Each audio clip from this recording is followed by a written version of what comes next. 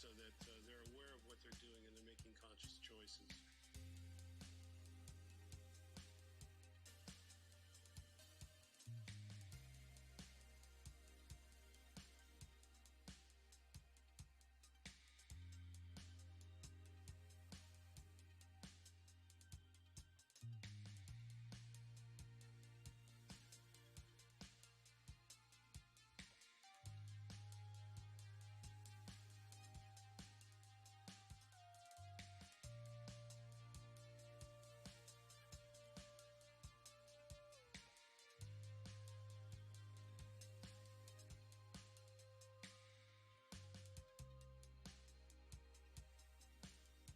I don't have a lot of patience for people who feel like they're downloading from the cosmos. You know, just like, that's how it came out. Okay, great. Now let's make it better. But, you know, just writing from a place of understanding rather than from a place of fear, where you're just grateful for any idea that comes along and you don't want to change it because you don't know how.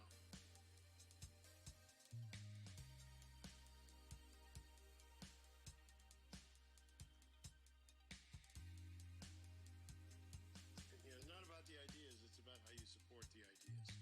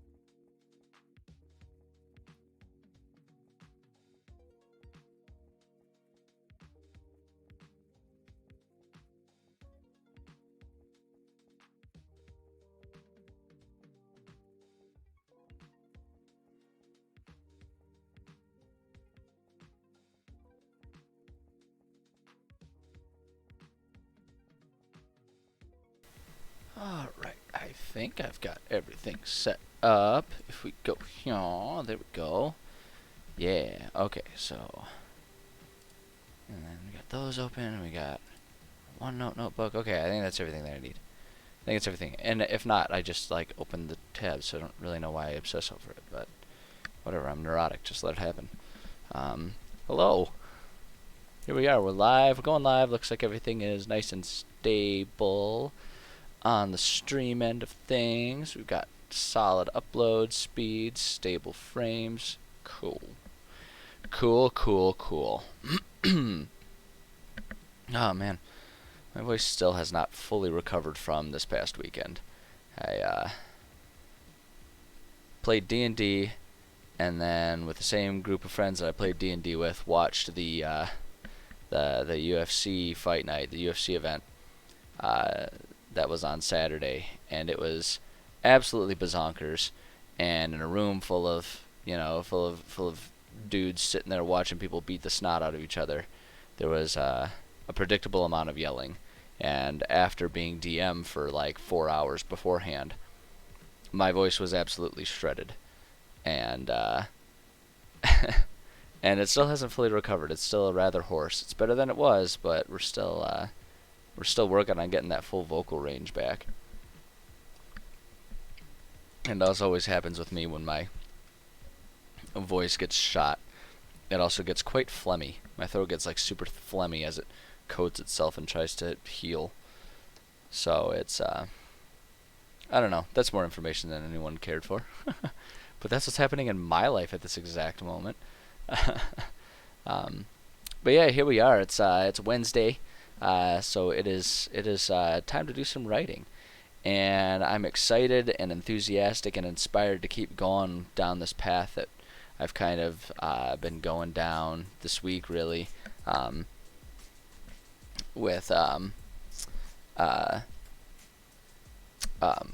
with just kind of doing some storyboarding for our area here for this region.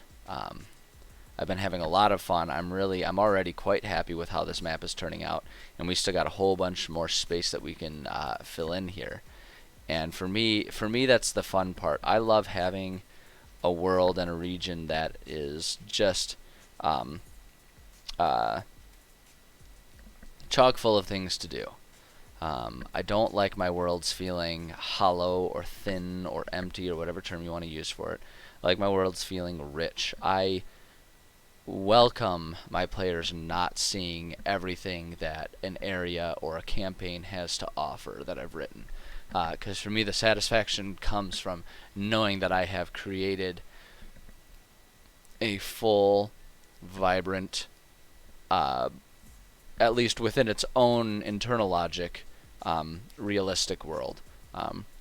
It's not always realistic in terms of, how would actual societies be built and what would everything actually go, but I feel like that's acceptable because we're talking about Dungeons and Dragons, which has things like frickin' lizard people and magic, so true real-world realism kind of goes out the window, naturally. And that's A-okay.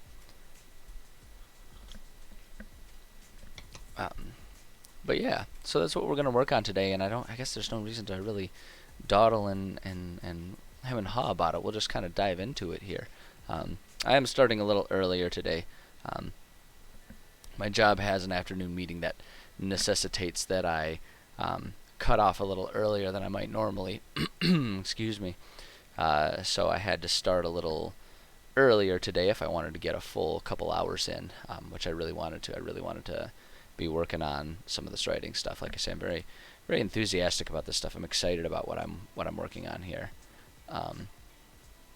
So let's see here. So we left off. We had really fleshed out some of these other things with the Blue Dragon and the Summer Eladrin. And now we're going to. That's right. I had seen the Howler and the Tanaruk, which I thought were really cool enemies that I wanted to incorporate into a mission. I'm gonna pull those up here. Let's see. I know they were fiends, and then the challenge range. I'm pretty sure to have both of them on there. It was 0 through 8. And so if we filter, just sort of by CR because it's more sensible. And I know that there were like environments to it, but we've got our Howler. That looks like some weird toad dog thing, which is super creepy. I dig it. I really dig the aesthetic of this thing. I think it's going to be a great enemy.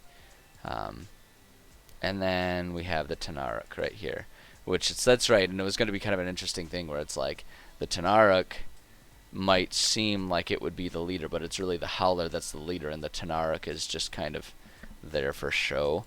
Kind of like an incompetent sidekick or something like that. Or maybe it's more like when you watch, they do it all the time in cartoons. It's such a common like Disney trope where it's like the leader, the leader, or in this case the Tanaruk, is actually quite incompetent, and so it's the quote unquote lackey, the side bitch that so in this case the Howler that's actually the one in charge.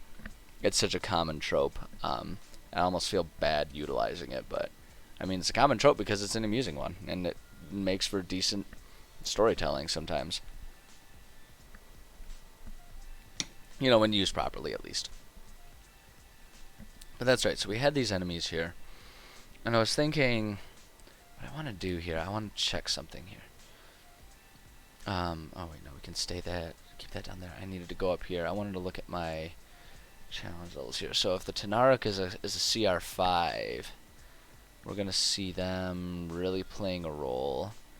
So I don't naturally have a CR5. They don't actually come up and fill in the space in any of these levels. They come in more handy as like lackeys in the higher levels really at a CR5. But I can use them if we have like a CR6 here or a CR4 for level 4. So like I was saying with my process, the way I've been doing this is we have, so this is going to be sort of the level 8 focused, or like it terminates at level 8, is where this campaign will end, or this particular mission within the campaign will come to an end at level 8. And I try to have like one story beat for each level.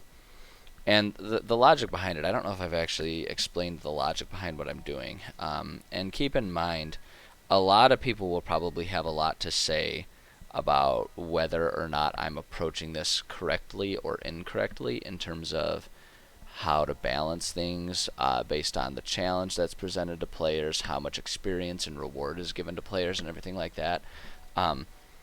And my response to any sort of criticism is it's entirely acceptable to not like the way I do it, because the fact is we're working on a homebrew thing, and so you can have 100 DMs sit down and create themselves a homebrew world, and you will end up with 100 different systems in place for how to balance challenges and rewards and experience and all that kind of stuff.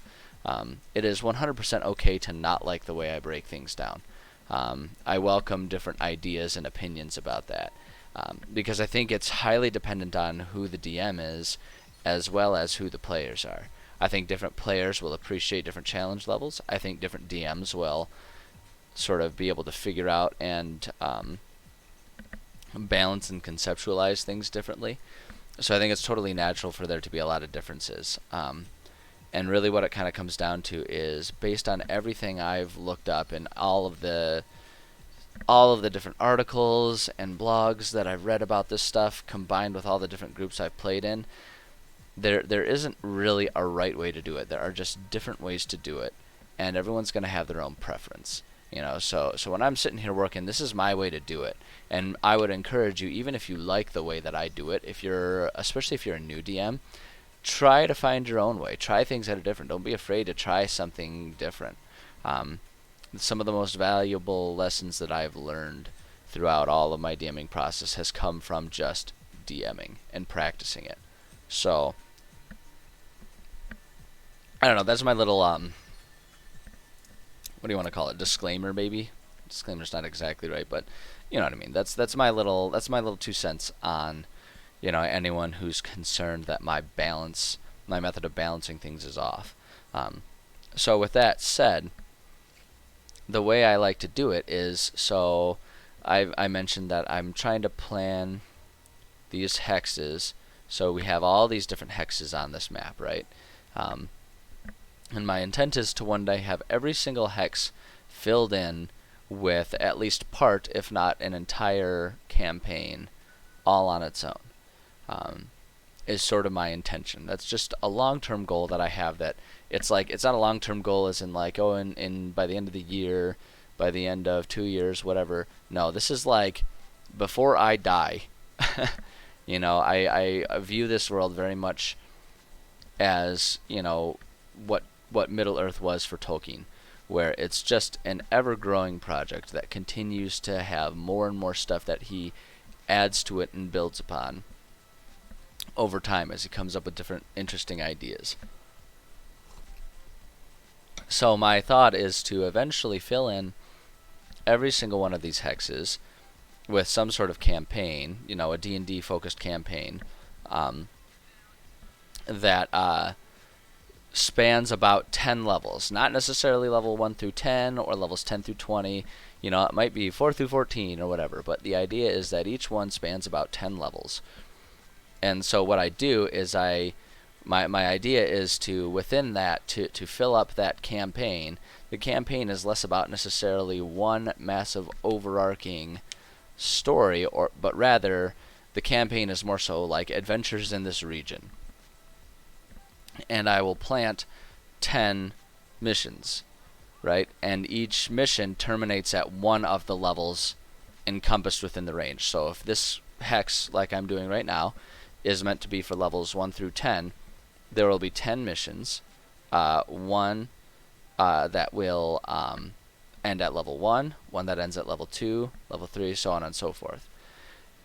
And by doing that, in conjunction with having every single mission have like a story beat up to, like, per level up to the level that it ends in, that means we will have 10 things oriented around level 1 characters, 9 things oriented around level 2, 8 around level 3, so on and so forth.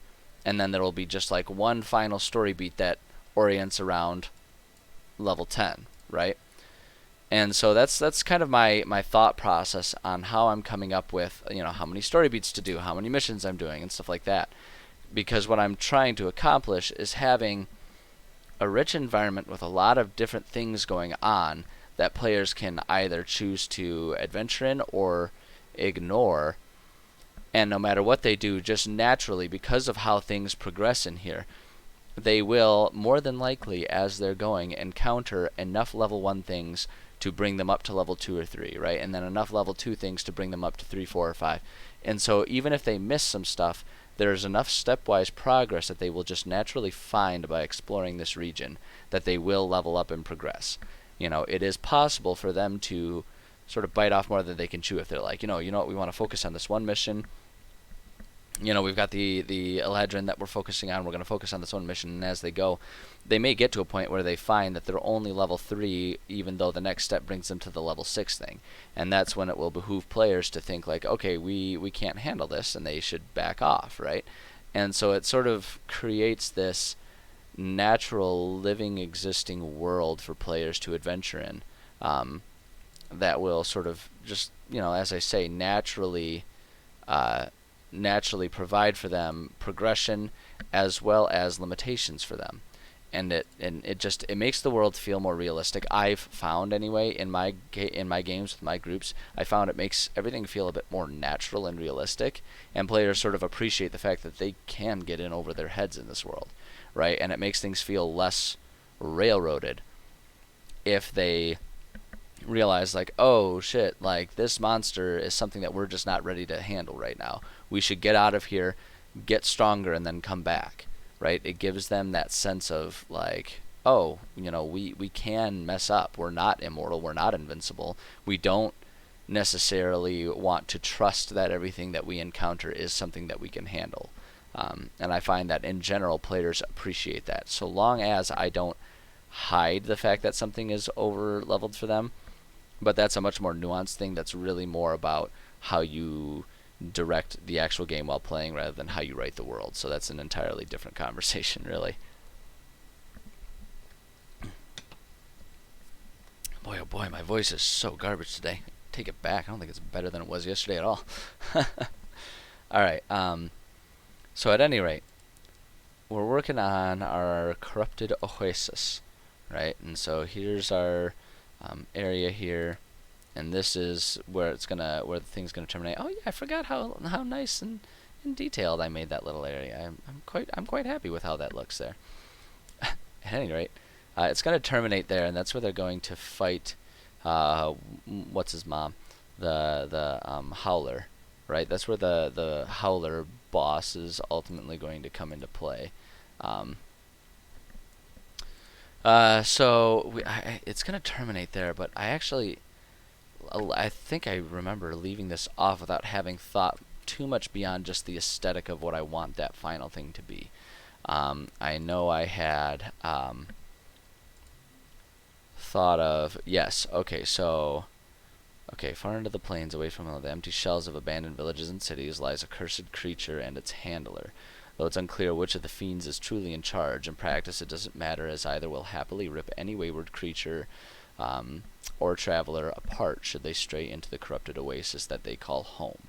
Rumor of these creatures reaches Bephamat after a caravan comes in with multiple hysterical individuals who claim they witnessed their family members, children, spouses, and parents, stolen away by demons. The caravan guards are all convinced that the individuals broke protocol and wandered off, getting lost or taken by the wildlife. They forcefully drag the hysterical people along, but have little interest in corroborating their stories, believing they are all simply grieving the sudden, though not unexpected in the wilds, loss of their loved ones. So, right.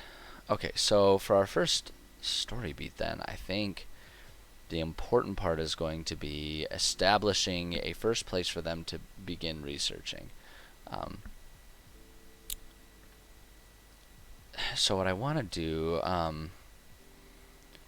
can almost consider the first story beat happening in Behemoth. The only problem is, the problem always is when the first like story beat starts off in like the established main city, it always runs the risk of not really providing them ample experience reward to progress should they end up encountering this this mission first and choosing to go under this one. So like if the level 1 story beat is entirely within Behemoth, I either have to invent some reason that there's a region of the city that's unsafe, which kind of goes against the purpose of the city. Additionally, if the first story beat in this situation is going to be something along the lines of people are hysterical and want help finding and saving their loved ones, how do you turn that into an opportunity that will give them experience? I mean, you give them a bit of experience for proper social interactions and all that kind of stuff, but it doesn't ever really feel satisfying for players. So what I think I want to do for the first story beat is I want to have it be, I want to have the first story beat be at the abduction site. And I'm going to just call it that. Abduction site. And that's going to be level 1. Oops. Formatting. There we go. Okay, so the abduction site here, I got to think about exactly how I want this abduction site to look. And what I want it to be. It seems to me that it would be sensible if there's going to be an abduction site, and if we're thinking about the way something like this would come about, it's likely going to be a place where the caravan, so the idea is that we've got a trade caravan that would be going up and down along this pathway here. And it would be sensible for the abduction site to be somewhere along this road that would probably offer shelter. So some sort of abandoned village along here would make a lot of sense. So what I think I'm going to do is I'm going to put one right here. There's going to be a village right here. And one thing I'm thinking of now too, we have a lot of I'm getting a lot of places that are named after the story beats. Pretty soon I'm going to have to start giving these actual like real world names, like city names, town names, things like that. Or at least some of these places. Not all of them will need that, but some of them at least will need that. But I think for now I'm not going to worry about that. I'm just going to get our symbols in place. So I need just a small village type of marker here. Thinking, oh, here we go. See, these are, oops. That's a decent village. I'm going to put this village, we'll just put that like right there. And we're going to call that, for now we're just going to label it abduction site. Oops, we need to change our font here to Bilbo, naturally. Why anyone would choose a different label is beyond me. Abduction site. I'm going to curvature that there. Oops, oh jeez. Jeez. Oh shoot, it's doing that thing, isn't it? Alright, well, we're going to try doing another. Sometimes I've noticed this program, for the most part it's wonderful. But sometimes I've noticed that when I'm trying to make labels, it'll stop allowing me to manipulate a label. And I don't really know why. Abduction site. Alright, we can make that a little less curved. Put that right there. Okay. Yeah, so I'll eventually be wanting to name all of these villages, just giving them little names, because the idea is that eventually this will turn into the map that I provide my players. So that'll be, but that's kind of like the fine-tuning process that will come a little bit later in the process. For now, I'm not as worried about that. For now, I'm just trying to make sure that everything looks good. And I think that looks good there. So eventually they're going to go over there. So we've got our abduction site. Now I just need to put a little bit of info here about why that's a story beat. So I'm thinking something along the lines of players will want to begin this mission by investigating the travelers that just arrived to learn more about the situation. Yeah. Though the guards are of no help, the travelers themselves will offer any info they can to try and help get their loved ones back. After a bit of investigation, players will be able to determine that all of the abductions occurred at one abandoned village far south of Baphomet.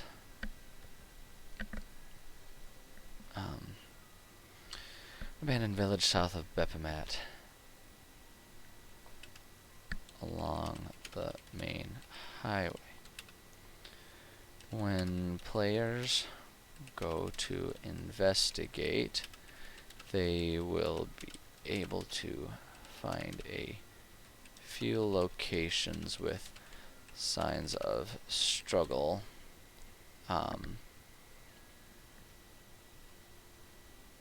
Signs of struggle heading west, no, east out of the village is a faint pathway that appears to have been traveled not too long ago.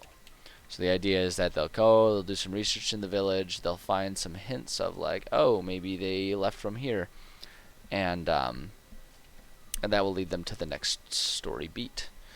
So the next story beat, I'm thinking is going to be, so I feel like this one is actually going to be a good one to keep to have be rather linear, where they're basically just following the trail left behind by these corrupted, messed up creatures, right? I mean, that's really all it is. We have some people were abducted here, and maybe the creatures, drag them, or we're going around there. So the creatures live there in that corrupted oasis, and they occasionally will come out here, wait here to, basically get a food source and bring it back, is essentially what they're doing. The question is, can we fit enough story beats to fill up 8 from here to here? So really we need 6 more. So there'd be 6 stops along the way there. Unless I could find a clever way to double up on some of them. But I honestly don't even know that that would be a necessary component, right? Like, I think we could do...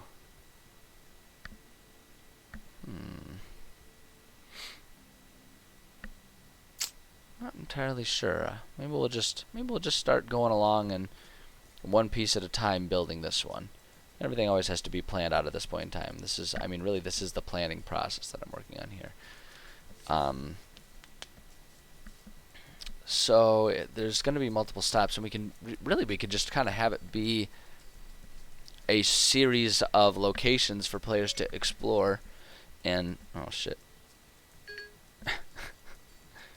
said the word series, and it activated She Who Shall Not Be Named on my iPhone. I didn't even realize I had that feature turned on. Hold on.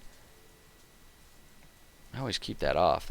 That's must have one of the updates. I must have turned it back on. Hold on. I'm gonna take care of this right now. I don't want. No. There we go. I don't want it listening to me. I don't like when my phone listens to me. I'm one of them paranoid motherfuckers. I don't like my phone listening to me.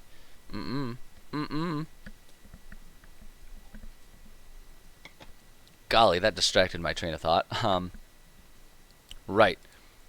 So we're doing the planning process. It's okay to just like figure out the beats, and like we can kind of fit some extra ones by having them zigzag around a little bit, and just sort of like stepwise get up there, have like a day's worth of travel. So it's like, if, let's see here, I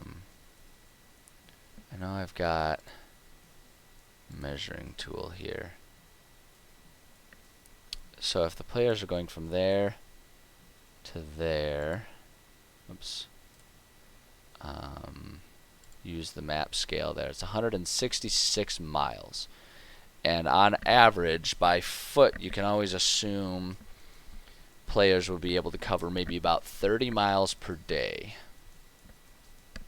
So if we're going to take our 160 divided by 30, so that's about, well, that almost works out. That's a little over 5 days of travel. So you can almost think 1 day, 2 days, 3 days, 4 days, and then it's a little over 5 days. So you could do 5 days, and then on the 6th day. So 1, 2, 3, 4, 5 out of 6 stops. So maybe you just throw an extra one. So really, it's not an unreasonable prospect to have it just be like each day they get to a new location and have the opportunity to look for more clues and everything.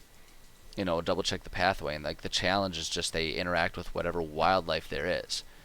Right? So it's not like they're constantly fighting the main enemies or their lackeys or anything like that. They're just going through a chase through the Serengeti, encountering a whole bunch of other dangerous situations. I actually kind of like that idea. I do like that idea. I think that works. Yeah, I like that. We'll work with that. So let's think about. Okay, so what I want to do here actually is I'm just going to think about outlining a handful of different potential areas that would be interesting. So we could have, you know, a cave. We could have.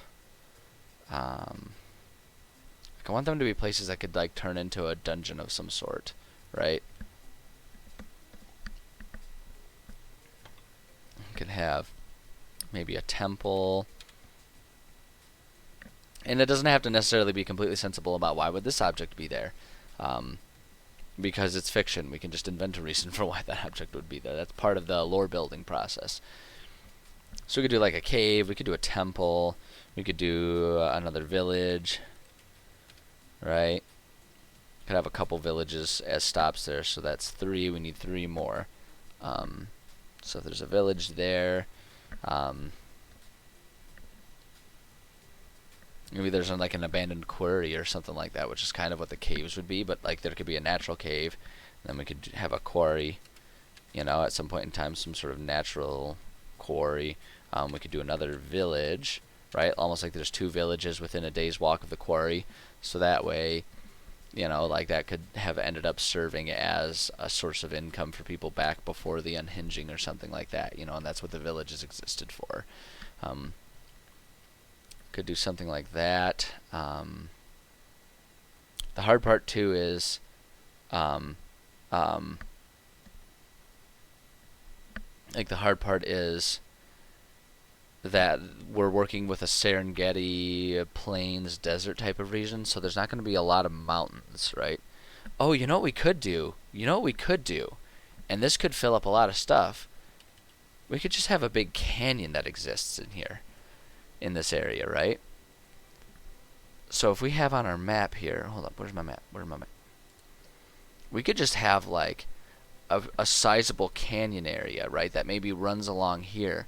And after a certain point, the players are going to be required to go down into the canyon where, like, elevation declines or something like that, and so we could just like find a way to map out.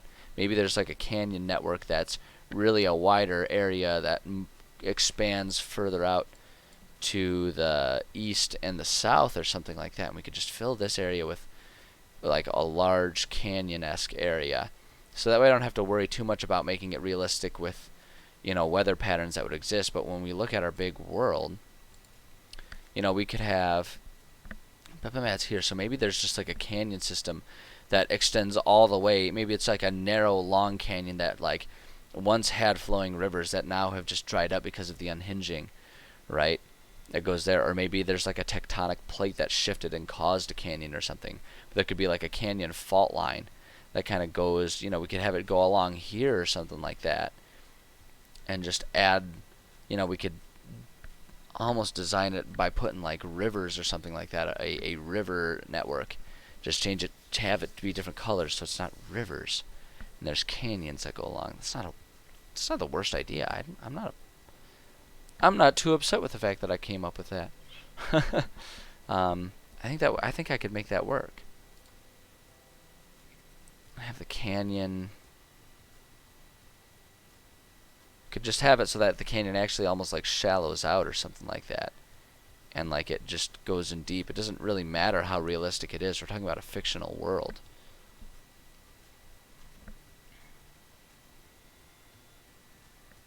Hey, how's it going? How's it going? What is that? How many no's is that?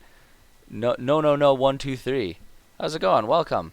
I'm sitting here trying to think about how I can realistically incorporate a canyon area into my map without it looking too obvious that I planted it there for the sake of having an interesting environmental set piece.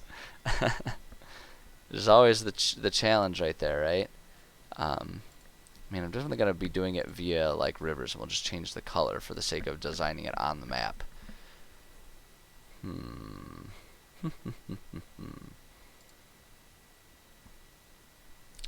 Well, you know what? Maybe I'll just go ahead and start filling in. Right, so the canyon is just going to be,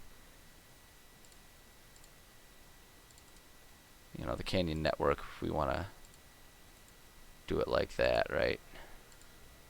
Boom. Why am I making a map? I am working on my homebrew my homebrew world building project.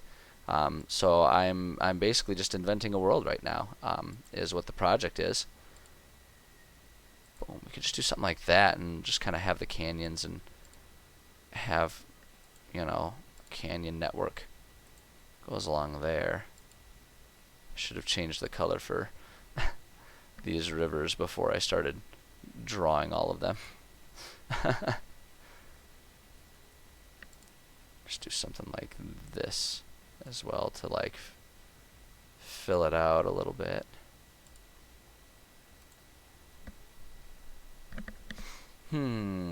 Now the question, the ultimate question, do I like that? Do I like the way that looks? I feel like I also want to do just a few thin ones that go this way here. Do that maybe. I might need to thin it out. That might be a little too heavy for a realistic canyon setting there. But we can do like a couple things that kind of go like this as well.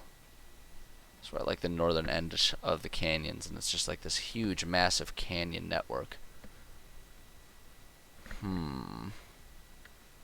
Could just be, you know, and the thing is it could just be the result of the magic that really tore apart the world that I have here. So could just go, maybe if we do that, go there like that maybe, and we could just have this be like it's not even a naturally forming canyon. Maybe it's just like a whole lot of, I don't know. I don't quite like this. I'm sticking with the idea, but I don't like what I've created. I think it's too busy. I think it's a little too chaotic. Don't think it fits what I'm looking for here. So why am I doing it with a small eraser? We got the big one here. There we go. Let's just get rid of this, and let's try this again. I still like the canyon idea. I mean, hell, I could just have like one big tear in the world, right? One big, deep gash in the world. Like we're talking about a world that was ripped apart by magic.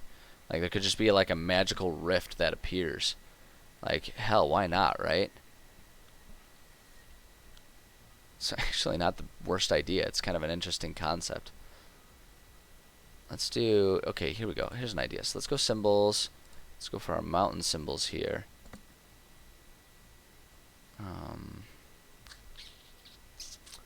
So what I could do is just like line up a whole lot of these in 2 rows and just have it be like a canyon or could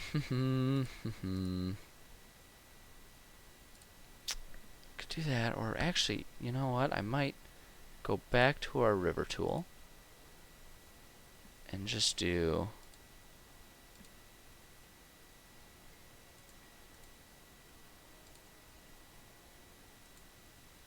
that right there and just do something like that and just have that be, you know, just like just a big giant break in the world. I mean, that's like 30 miles long. That's a pretty sizable thing, and it could just be like a gash caused by the unhinging or some creature or something like that. Like honestly, that's one of my goals with this world, is to just have a lot of mystery exist in it, right?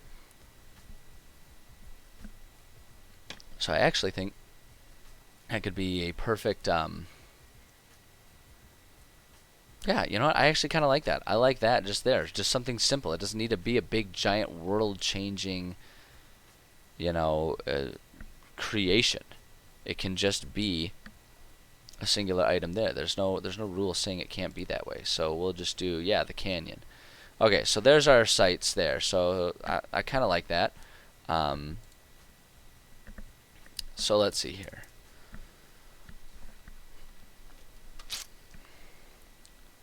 So cave, let's see here. What I want to do, so this is going to be level 2. So what we're going to do with it, level 2. Let's do that. Let's see here. And if I'm, so wait, I want to check out if I'm going to my challenge level for my consistency. So we need about a CR2 level boss to go in that area there. What's this one right here? Or rather, I actually wanted to do this. So what I want to do is not fiends. Unpick fiends. I'm just going to go with beasts. Let's see, we can do beasts. Yeah, actually, I think just doing beasts is going to be fine there. And let's just do our CR1 and just find a good boss, because then all you do is whatever. We'll just have the cave be inhabited by some sort of wild creature, and then let's see. Let's have this be. Let's look in the desert and grassland filters there and see what we can find. Because if you just have the cave inhabited by one specific type of enemy, like one type of beast, then you can just have like, you know, easier versions of that if they exist, or alternatively, you would just find a lower level creature that has similar attacks to what you would expect for whatever the boss species is of beast, and you just have the cave be inhabited by those beasts is really all you got to do. I think that'll work well. And lions are obviously thematic, same with hyenas. I actually like the idea of it being hyenas. So let's do like a little hyena cave. You know, and the idea is that the pathway leads to it, and it's like the monstrosity would scare off the hyenas for the night, and they would just run off and leave the cave there for our fiends that we're chasing in this mission. I think that would work. I like that. Okay, so let's go back here. Hyena cave. Okay, so the first stop along the trail of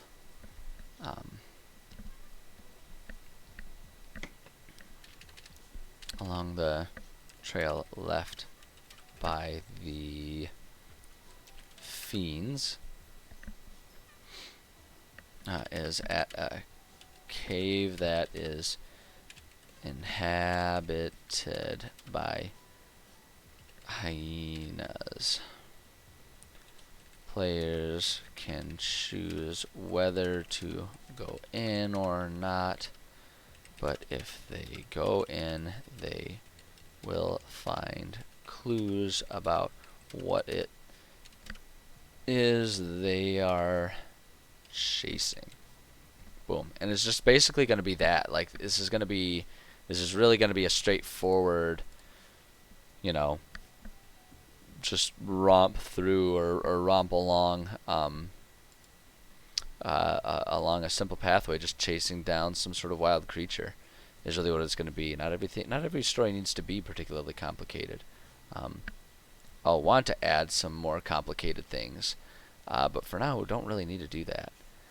You know, I'm getting kind of tired of always using those same caves. We're just going to use like a stone. So we'll put, let's see, I'm going to make that a little bit bigger. And if I want it to be, like, basically that's going to be the last step. So that's 6, 5, 4, 3, 2, 1. I'm trying to think about, like, the distance. And I feel like if we just do a nice curve that keeps us away from the Fey Tear, that would make sense as well. Because I feel like the Fiends wouldn't be that interested in going to the Feywild. So if we have our first one be maybe like right there. And then we'll label that Hyena. Actually, no, I'm going to rename it to Hyena Den. And we'll have to rename it along, or rename it in here. So not a cave, we're going to call it Hyena Den. Okay, so we got a Hyena Den. And then, let's see, so for the temple, not worried about necessarily, not necessarily worried about a specific type of enemy, but I'm thinking the temple could be just sort of like an abandoned temple, that was maybe once set up to worship the set of the other god. I mean, we could try and find a lore god, but honestly, for these types of scenarios, I like to just kind of do it like a temple for the sun or something like that. Something that's a little less specific. Although, actually, you know what? I've already planted in this area because it's like heavy with lions. What was the god that I found? I need to go to here, I think. Sekhmet. That's right. Sekhmet. So let's go ahead and have a temple to Sekhmet, because that way it's like you know, it's thematic, but then also because I've got players that are already playing in this region, it'd be a good way to add a little bit of something for them to find that's relevant. So we're going to call it Temple of Sekhmet, and that'll be level 3. Be a fun one for my players too, because they have adopted a lion, and Sekhmet is the goddess of lions. So it'd be interesting for my players if, like, you know, they want to be hostile towards the lions, or the lions they are hostile towards them, right? Or maybe these players that are actually in it don't find much conflict there, and the conflict would come from a different group that maybe encounters it without having had previous encounters with Sekhmet. You know, who knows? All kinds of different ways to do that. But let's go ahead and do Temple of Sekhmet. Let's see here. A long abandoned. Okay.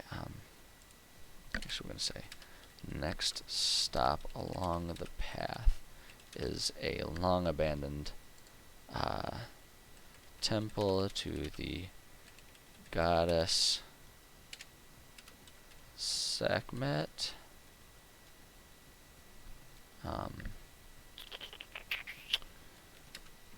These days it is inhabited by wild creatures. Actually, no, we'll just say wild creatures in case I change my mind about it being filled with lions. In fact, that could offer up a way from the players that are already in the region and have the favor of lions to maybe even earn a bit more favor, because they'll be cleaning it out of like giant spiders or something. These days it is inhabited by wild creatures and appears to only serve as a resting point for the abductors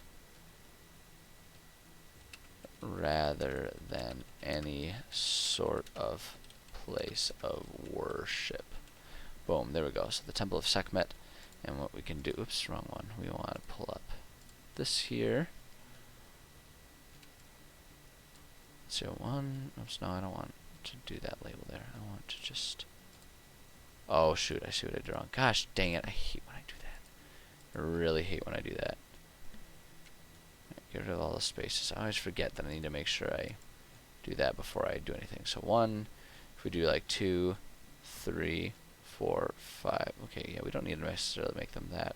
1, 2, 3, 4, 5, and 6. Okay, so we got plenty of space to work with. Let's find a good temple symbol here. Let's see what we can find. Thinking something simple. Doesn't need to be an extravagant one. I'm thinking something maybe like this one will be perfectly sufficient there. And then we'll put that like down there. And now we can label that. Boom. Whoops. There we go. Boom. It's not Temple.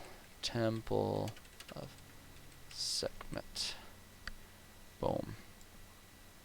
You know, and obviously the history of that will be at some point in time, you know, since we're going to put a village, an empty query, and then a village. 1, 2, 3, 4, 5, 6. Yeah, so if we're going to do like village, query, village, then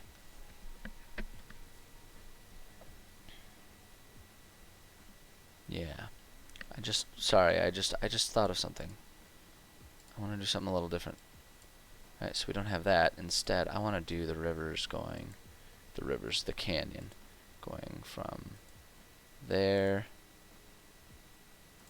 to there. You know, we're going to do a couple, just to really fill it out there. There we go. There's our sort of canyon network there. We're going to have it that way, so that way players will essentially, to follow the trail, they'll just kind of go through this narrow canyon that just really is going to open them up for all kinds of being ambushed by all kinds of nasty creatures. So I think that'll be good. I like that. I like it. Okay, so I know we've got a village. I'm just going to put all of our symbols and stuff in place now, and then we'll add descriptions of everything.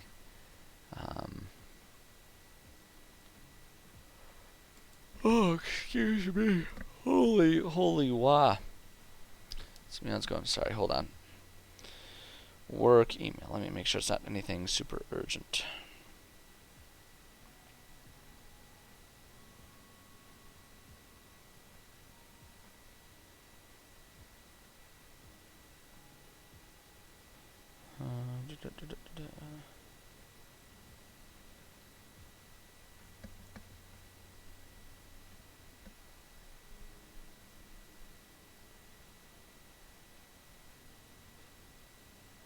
Nope. Okay. Sorry. I apologize. I am back. Nothing super urgent. Nothing super urgent. In fact, actually, it was kind of a nice non-urgent thing because it was a little bit of praise from my boss saying I did a good job on something, and that always makes me happy. I mean, who doesn't like being told that they're the bomb? All right. Let's see. I'm just gonna do this. We're just gonna call it the Long Canyon. So we'll call that, and then we'll just make that a bit more visually appealing, right? Boom. For some reason, that font, when I look at Canyon, it just makes me think it says crayon or something. The long crayon. Everyone likes a nice long crayon. It's much more entertaining than a short one. You can have much more success coloring many things in. Right, so if we're gonna have little villages, I think.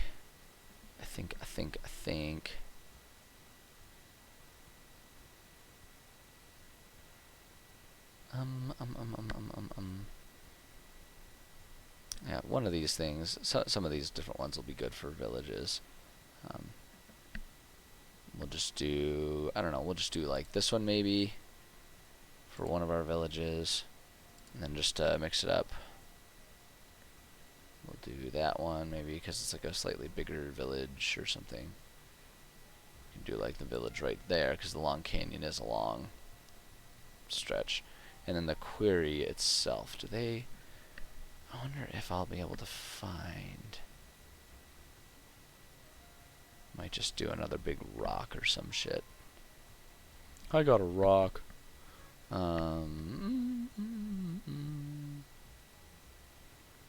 Something good exists for this. I know it does. I know it does. Oh, skunked again. Yeah, okay, so, well, let's just check our mountains and just see. No, nothing quite there. So I think what I'll do is we'll come over here. And let's just grab a big rock. I don't know, fuck it, right? Oh, good morning, fanboy of Bolus. How's it going, fanboy? I'm doing all right today. We are making maps. Kind of. It's just generally world building. These are just my world building streams that I do, where I stream the process of making my homebrew world for D&D. And so I've got a region that I'm working on right now, and we're just kind of fleshing it out. And I'm working on storyboarding a lot of different missions to fill a singular region here that will eventually fill in, that will become sort of a larger sort of homebrew quote-unquote campaign, not exactly a cohesive campaign, more so just like a sandbox world for my players to go in, that will be intended for levels 1 through 10. So it's just kind of the earlier stages of it all for this region. To give you an idea, this is my world, the world of Zaoria, an entire world here, and we are working just in this singular, little hex right here. C6 is the area that we're working on, which is what this map is right here. We can zoom it out a little bit. There we go. So you can see this is the area that we're working on. Yeah, I feel ya. I love doing sandboxes. Like, the idea here is that there are going to be a lot of different missions, many of them intended to be for a wide variety of levels between 1 and 10. And the idea is that, the idea that I'm working on in my head is that I will basically, when players start a campaign, or rather start playing, every time they're in the main city, which is up here, every time they're there, they will essentially have a random table for them to encounter a hook for one of the missions around here, and it'll be up to them whether or not they pursue it and go for it, and at what pace they do it, and why they do it, and all that kind of stuff. Oops, I didn't mean to do that. So that's kind of what we're working on here. And so let's make sure our size matches kind of what I've been doing here. So we have a pathway that will go by the hyena's den there. Come over here to the temple. It's over there to the quarry, or rather the village, then to the quarry, and then to the next village there.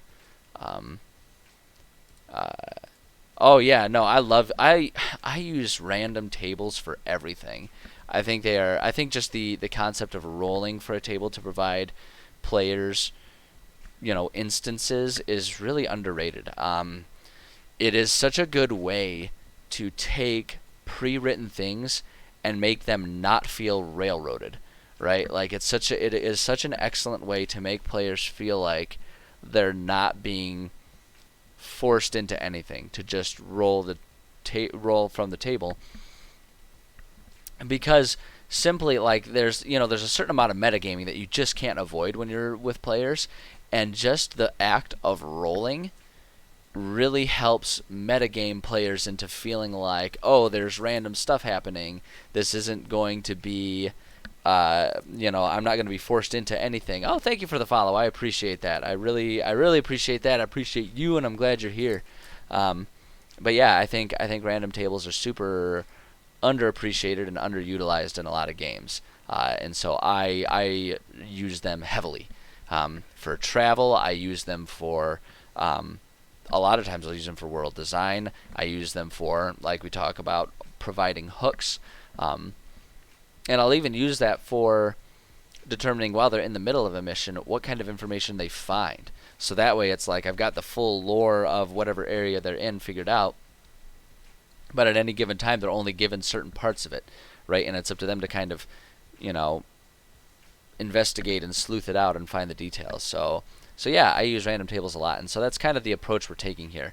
Right now all I'm doing is so this is my sort of notes page for it, and I am just sort of storyboarding a whole poop ton of missions here, that I'm basically just giving the story beats for them and the main characters for all of them, and then once all of it is storyboarded, then we will begin the process of fleshing everything out. So that's what we're working on right now. So I've got them mapped out there. Village, we're just going to do it Village 1. Eventually I will be renaming all of these, but right now I'm not sitting here trying to come up with creative names. Village 1 here. So this mission, the mission that I'm working on storyboarding right now, is one in which, so the world that I've created here, this whole world here, is a very sort of like apocalyptic one, in which there was a big cataclysm event that resulted in the world being really kind of ripped apart and left to the wilderness. There are about 13 established cities that are safe locations. Everything else belongs to the wilderness, or as it's called in this world, the wilds. So there really aren't civilizations outside of the main big cities. Rather, there are a whole lot of ancient abandoned cities that people have largely forgotten about, and are left to the beasts and monstrosities that exist. So when players are traveling through, they don't really encounter a village with people who have problems. More so, they get all of those things from the main city, and then as they go out, it's up to them to basically just survive out in the wilderness in between trips back to the main city. What does exist, though, are trade routes, and that's what these main pathways are. There are trade routes between all of the major cities, and so basically what that results in is there's caravans, and a lot of the hooks revolve around some shit happened to the latest caravan that came in, and people are looking for help to investigate and find someone who was lost or kidnapped along the way. So they found this new thing that needs, handling along the route. So I rely on that heavily, but it lends itself well to sort of the piecemeal provision of ideas for people. So yeah, that's kind of what it is, and that's the mission that we're working on over here, or one of the missions that we're working on is right around here, labeled abduction site. A little too on the nose. We'll be changing that. But at the abduction site, one of the caravans, a bunch of people went missing, and the witnesses claimed that there was some sort of weird demon devil thing that kidnapped them. And the guards of the caravan are just like, yeah, whatever. They broke protocol, left the group, and they got taken by wild beasts. There's no demons along the way. So the guards did not help find the people that were lost. So it's up to the players to choose if they're going to help them out. And basically it's a long chase up to this corrupted oasis here, which is where the fiends are living. Let's see here. Thank you. I appreciate that the compliment that this is an interesting world. I think it is. And so far my players have not gotten tired of it. But yeah, like I was saying, as to your question, thought about what would hook the players out of the city. Like I say, it's a lot of like the trade routes, this, that, or the other thing has been found. I also utilize a couple basic ideas. One is, so because the world's kind of slowly recovering after the event is called the unhinging, sort of the calamity event. And the way I always describe it is, imagine that the world, especially with D&D, imagine that all of the different realms, the elemental planes, the ethereal planes, the mortal plane, all of that. Imagine all of that is just a jar with various like water, sand, oil, all of these different things that form their kind of distinct layers. That they kind of interact a little bit, but for the most part, you have all of these layers. The unhinging was basically just, imagine that someone took that jar and shook it up so that everything got all intermingled when it wasn't supposed to.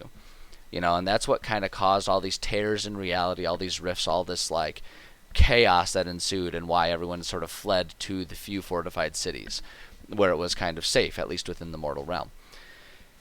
Now we're about a couple thousand years later, so the layers are starting to sort of repercolate and reseparate, but still far from being completely done with that. But as the layers are starting to separate, more and more people are starting to adventure out. So sometimes I'll rely on, as far as how that relates to hooks to bring the players out, sometimes that means that there's someone hiring because they heard this, that, or the other thing about this one area that they want investigated. So they'll hire the players as adventurers to go out. Sometimes the players can just go to the library, and do some research on things and find information about areas out there. And then it's like, oh, this area seems like it could have some interesting stuff going on. And they could go out, and in search of stuff that way. One of my groups, it's really easy to lure them out because they themselves said that they wanted to be treasure hunting pirates. So I was like, well, shit, that's okay. We'll just give you a map that's got that you inherited from a previous captain or something, that's got a whole bunch of, previously sniffed out leads for where there might be treasure. And so they can just go and search out these places. And it makes it really fun actually doing that one. Because what I've been doing for that group is, in an area that's like a sandbox area like this, as they go along, they as they're going along, they're just sort of finding themselves in the middle of a lot of these stories, and so they're actually in this area. So this area is already kind of in action, and I'm already using it a little bit. Namely, this island over here. I've already kind of fleshed out some missions because this was such a good area for the players. They wanted to be pirates, right? And so it's been a great way, it's been a great place along the coast here for them to be in a pirate ship and everything. And they're on their way here for a completely unrelated reason to what is actually happening on this island, which is that there's an evil magical cyclops that is torturing a whole bunch of people. Hunting and torturing people that are like living on this weird Lord of the Flies-esque island here. And so they basically just reached the shore of this island, and they were just there. Really, the reason they were there is one of the players, with their backstory, has a grudge against a former crewmate, and they found out that former crewmate is possibly hiding on this island. So the crew was like, well, let's go get the asshole. And they set sail there. And now they've landed here, and they find themselves in the middle of this nightmarish situation where there's all these people being hunted and tortured by this Cyclops. And so now it kind of gives them this sort of thing of this decision, like, do we ignore all of that and just focus on what we need to do, or do we help all of these poor people? So it's been really good. It's been a lot of fun, and I really like the treasure hunting type of players.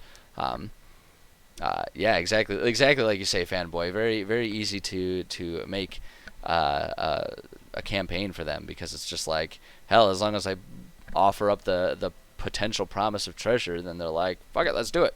It's great. How's it going, Eldritch? I'm always looking for more Eldritch in my life.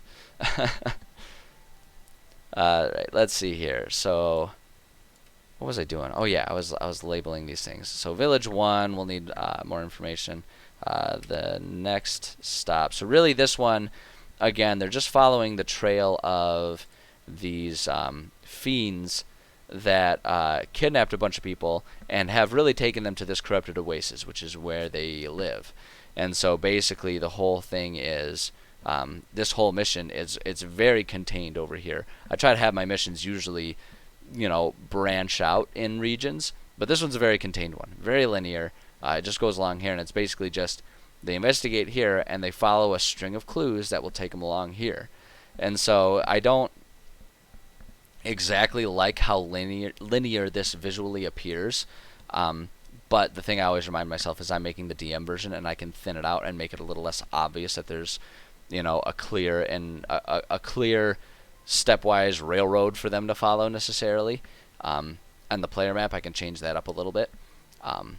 But at any rate, that's what we're working on here. So, and it's basically just a stepwise here. It's a really easy one to write, honestly, when you do it that way, because it's just like, yep, the next stop is there, and it's The next stop is this village.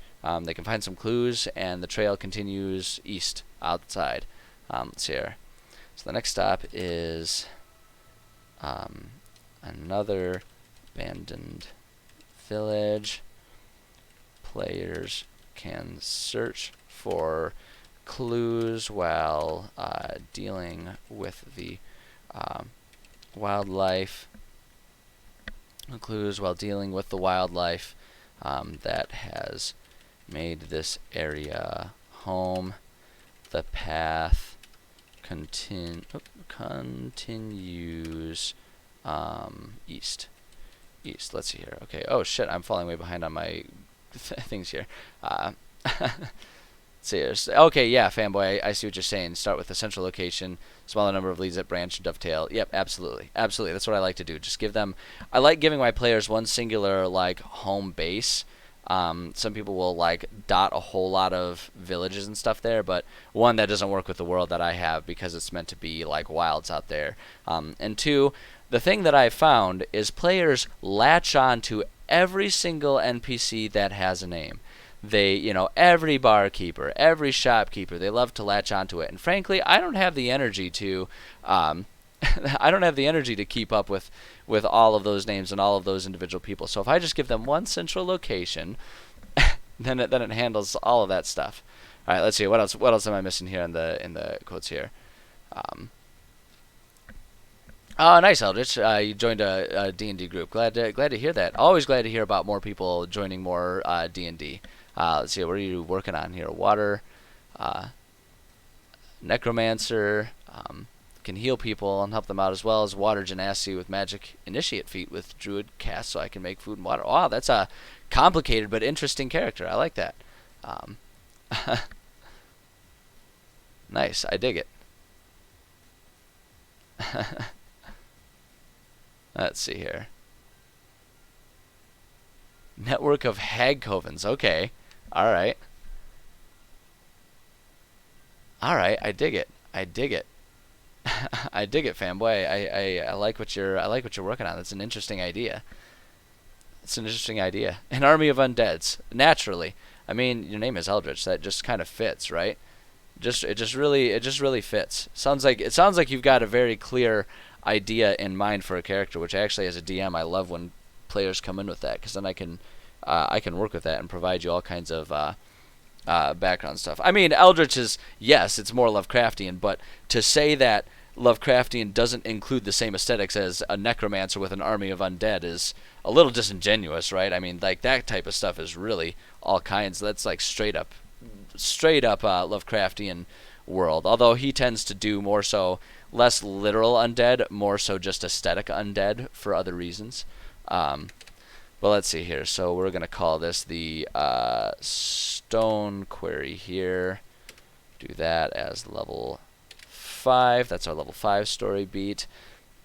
Let's see here. Yep, there we go. A long abandoned stone quarry is the next stop along the path. It is like everything else, inhabited by nasty wildlife that players must deal with if they hope to find more clues. Path continues east. There we go. Let's see here.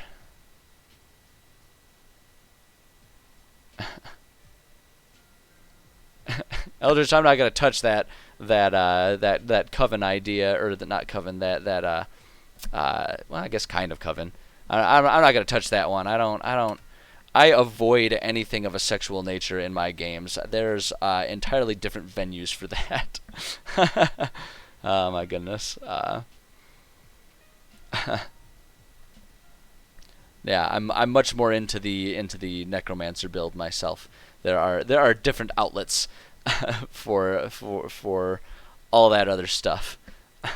Personal tastes. is all there. Definitely not going to take it away from other people. Path continues east. Okay, village. Let's see here. Dang it. Dang it! My clumsy fat fingers. Village 2 is what we'll do.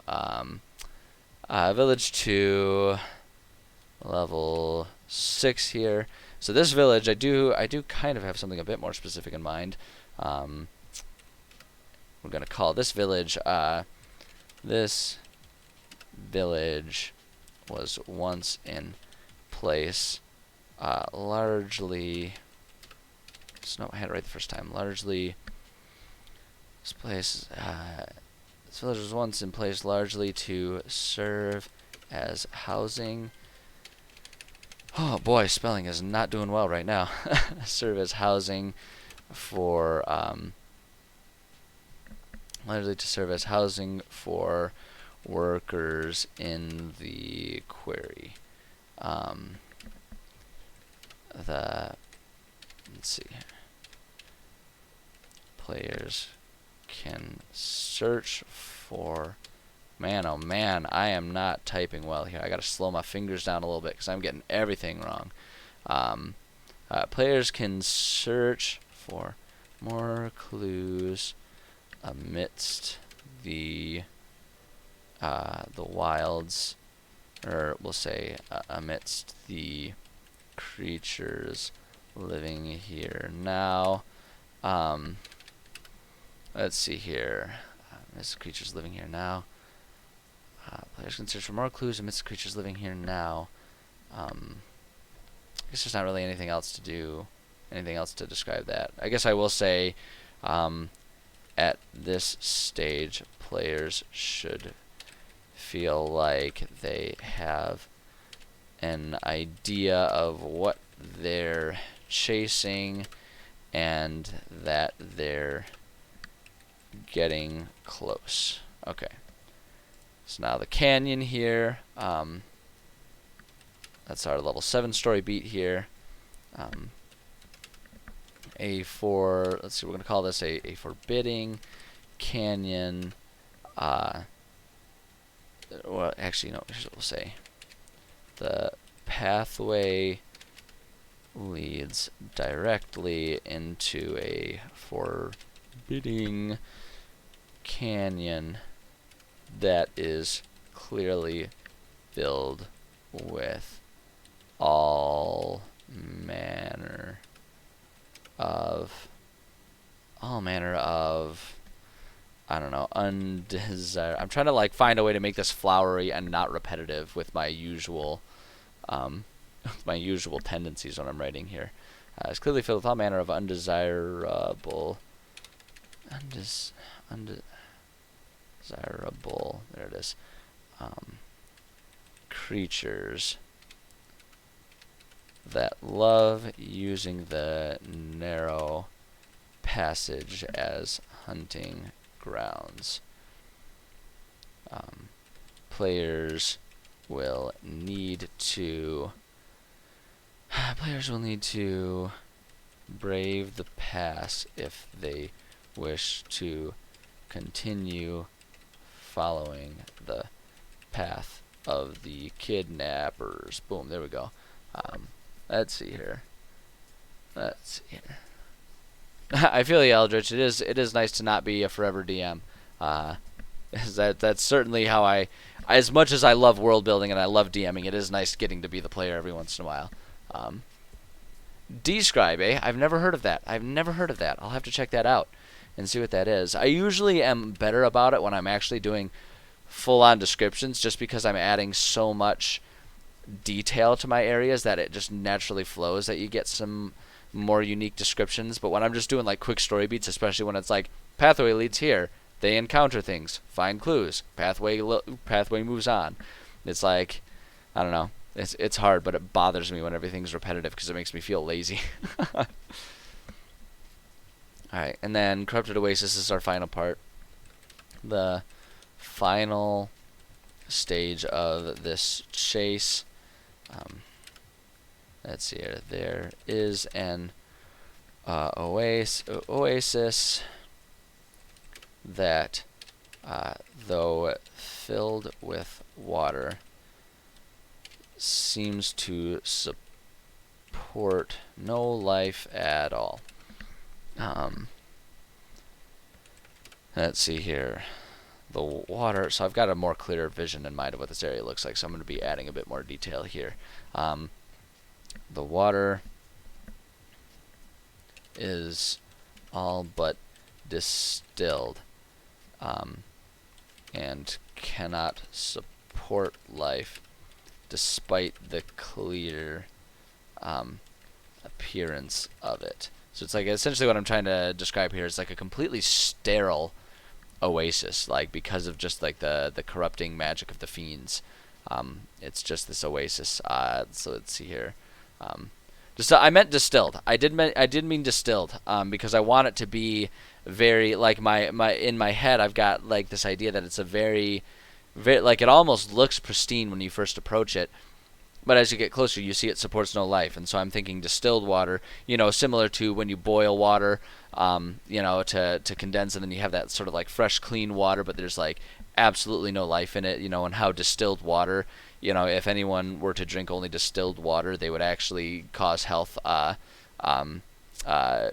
problems because it does not support life. So distilled and sterile is kind of what the idea here is.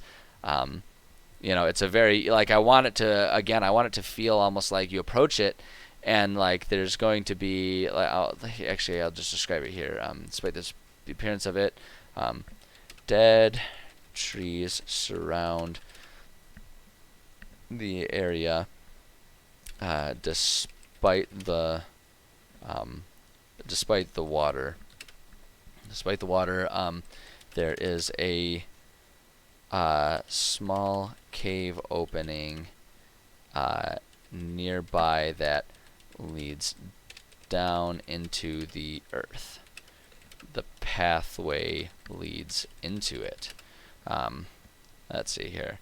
Inside, players will find an ant colony-esque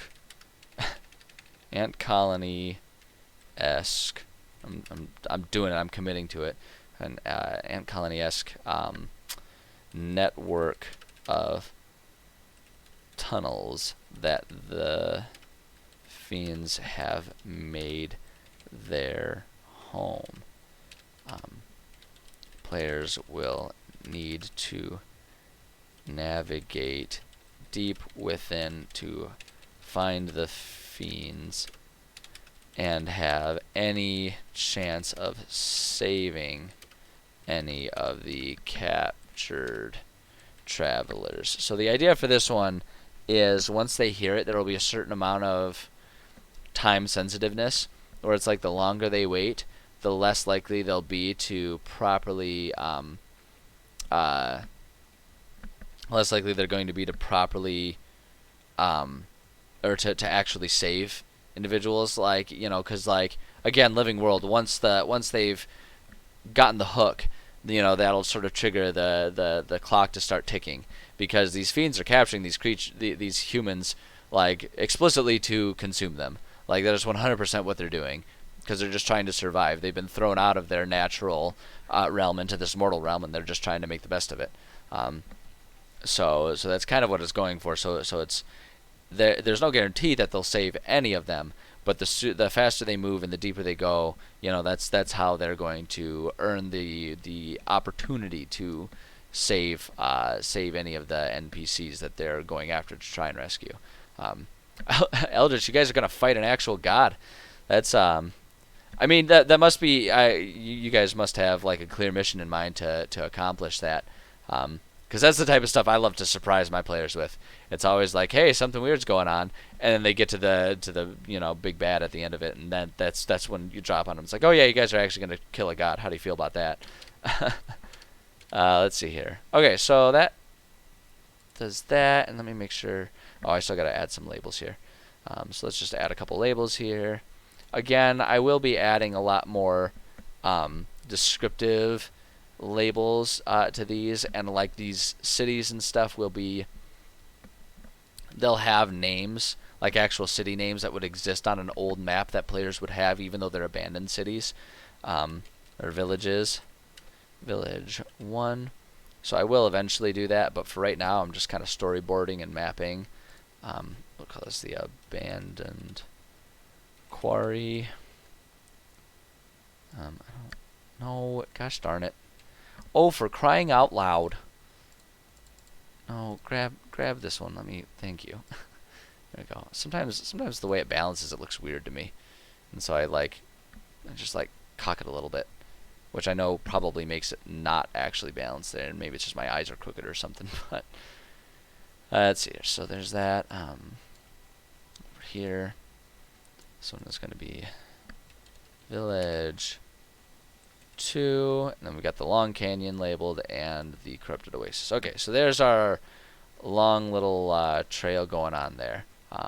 Again, it's not the most visually appealing component that I've added because everything feels very tightly packed there. But when it comes to making the player map, I will thin it out a little bit and take away I'll take away a lot of the name labels, and maybe minimize or hide some of the checkpoint markers that I have on there. We'll see. I don't know. I'll find some way to thin it out and make it a bit more visually appealing. Because right now I'm not a super fan of that.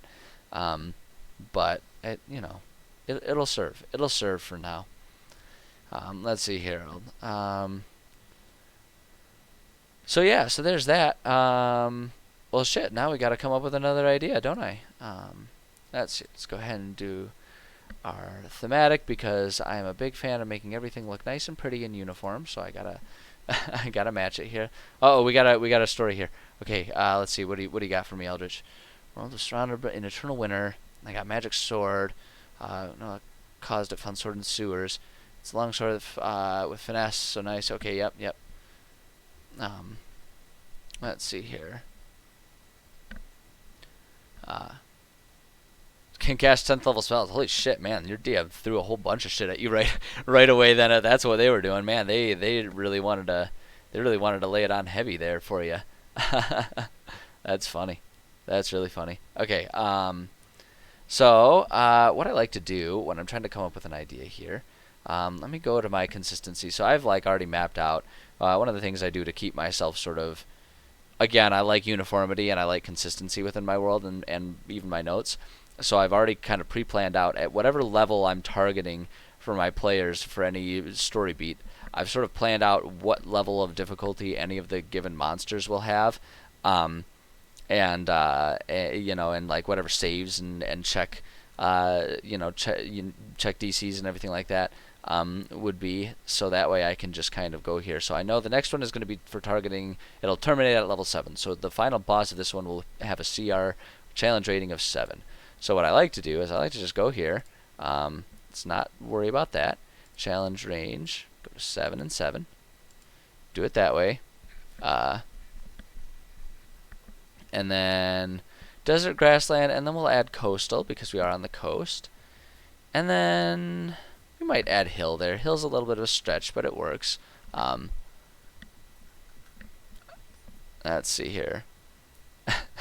Yeah, there's definitely got to be some sort of. I'm with you on that one, fanboy. There's definitely got to be some sort of plot in mind that there's that kind of sword just lying in a sewer. There's some that's gonna come back. That's gonna come back. Absolutely. Well, of course you want 24 levels from 3rd level. Everyone wants 24 spells. Everyone wants every spell. That's the spells. Of course you wanted that. Let's see here. Okay. What do we have here for these areas? Wow, we've got a lot of weird monstrosities. Oh, and it's got all the giants because of. You could just have a society of giants living somewhere. That'd be kind of interesting. Although I feel like this area is getting kind of cramped to have a functional giant society. A young copper dragon. I've already got a dragon thing. Ooh, UNTs. Ooh, we could throw one of these guys in there. We could incorporate one of those. That's thematic. We could do something like that. Let's see here. Let's see here. I like the UNTs. Yeah, I'm gonna do it. I'm gonna find a way. I'm gonna find a way to use a UNT. It's gonna happen. It's gonna happen. Let's see here. Okay, let's look on the map. Let's look on the map and see. Okay, actually, you know what? I am just going to, just because I'm thinking of it. The UNT.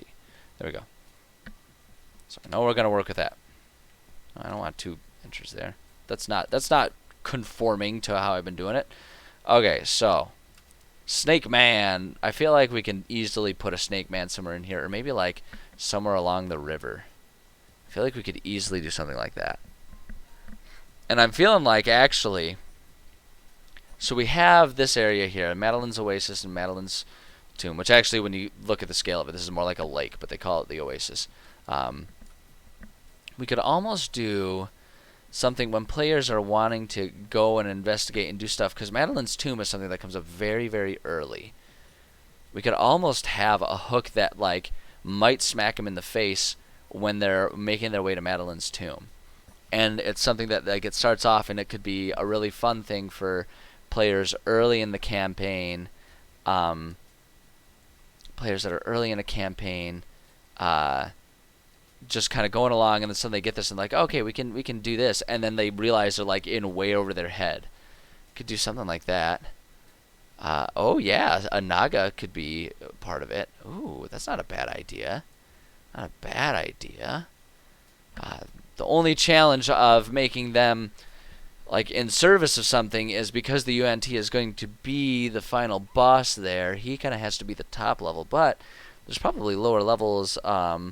It could just be what am I looking for? I'm looking for this. It could be lower level UNTs. Like, let me just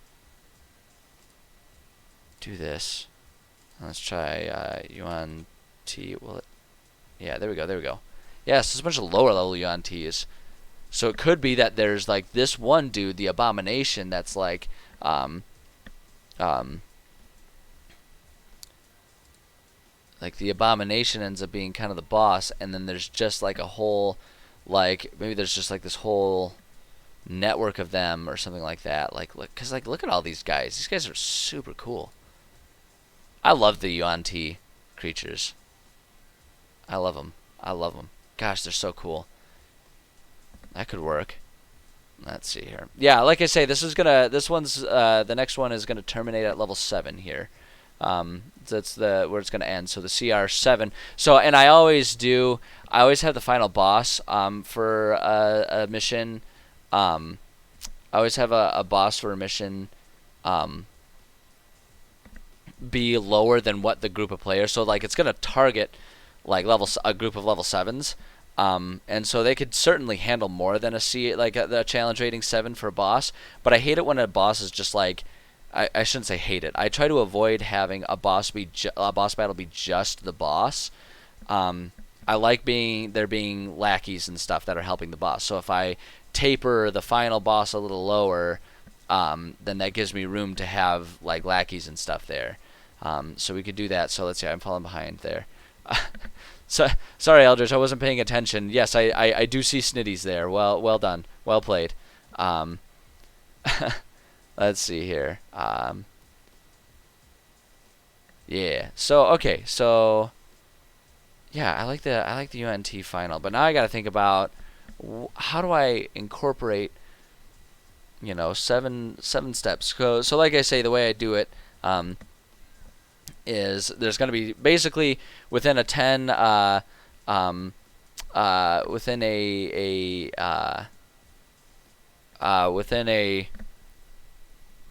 region that's meant to encompass 10 player levels. I like to include 10 missions, one that'll end at level 10, one that'll end at level 9, level 8, so on and so forth.